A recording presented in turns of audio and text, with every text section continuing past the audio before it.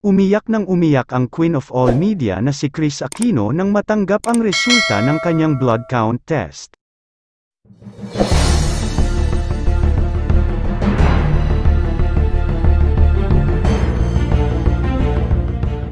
Muling nagbigay ng update ang TV host actress tungkol sa kanyang health condition sa pamamagitan ng kanyang official Instagram account.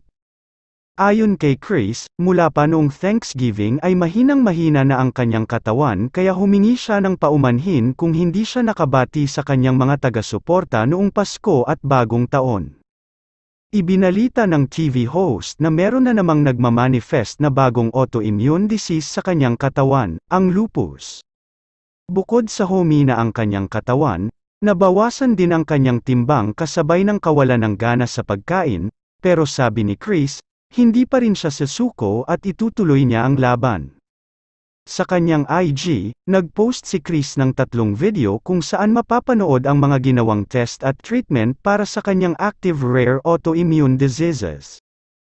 Explains and answers almost everything that has happened and is happening, 2024 please be kind, ang caption ni Kris sa kanyang first video. Kabilang sa mga sakit ni Kris ay ang Churg-Strauss, EGPA at CREST syndrome. Bukod dito, unti-unti na ring lumalabas sa kanya ang mga symptoms ng SLE, o ang systemic lupus erythematosus, ang sinasabing most common form ng lupus. I was reluctant to post my pics because I lost weight again, I knew I had to help myself, nobody else could eat for me, and slowly I started eating food again, bahagi ng pahayag ni Kris. I cried non-stop when I got my blood panel results, my Churg-Strauss, EGPA is still being treated, but to add to it my CREST syndrome is now in full active mode, aniya pa.